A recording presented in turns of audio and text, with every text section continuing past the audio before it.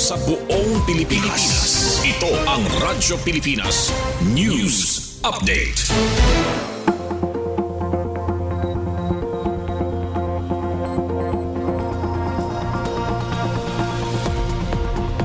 Oras sa bugos nga Pilipinas, 1:57 p.m.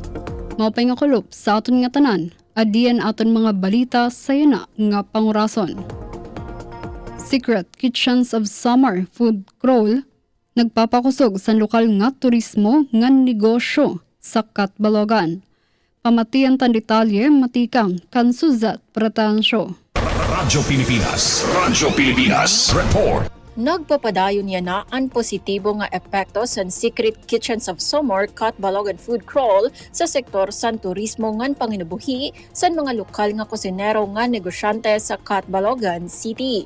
Kahuman ini sa opisyal nga paglansar sa programa sa Food Spark sa Emelda Park sa naglabay nga semana, kundiin mas nagtitikadamo ang nabisita ngan interesado makatilaw sa mga tradisyonal nga natatago nga resepi sa mga summer noon. Pinaagi sa inisyatibo, mas naipapakilala ang culinary identity sa Catbalogan, pinaagi sa kampanya nga kara sa Catbalogan nga nagtutudlo sa importansya sa lokal nga kultura ngan pagkaon. Dako gihapan bulig sini sa mga food artisans ngan bugti nga negosyo tungod kay nahatagan sa rasa ni gayon nga mas makilala ang era produkto ngan serbisyo. Ginlalauman sa mga pasyales nga pinaagi sa food crawl, mas madudugangan pa ang turismo sa syudad ngan probinsya, samtang ginpaparig-on ang pagpreserbar sa samarnon nga panluto ngan tradisyon.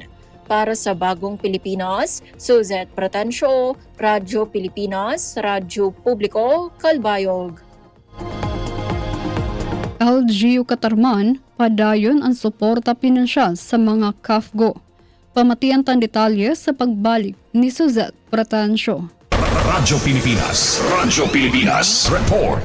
Padayon nga ginpapakusog sa gobyerno lokal sa Katarman ang suporta para sa mga miyembro sa Civilian Armed Forces Geographical Unit o CAFGO, pinaagi sa regular nga ayuda pinansyal nga ginahatag ngadto sa 91 nga CAFGO members nga naka-assign sa ilarom sa 43rd Infantry Battalion sa Filipino Army.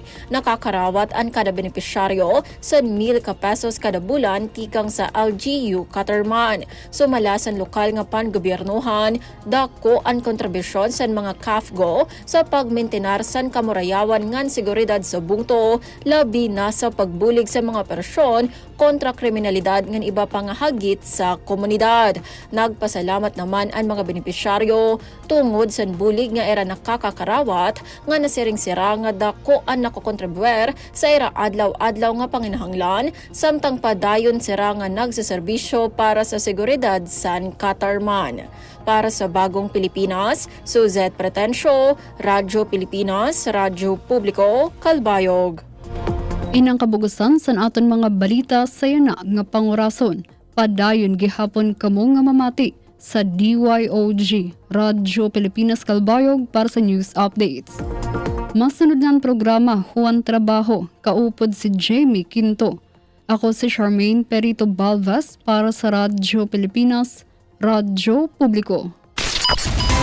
Mula sa pinakamalawak na newsroom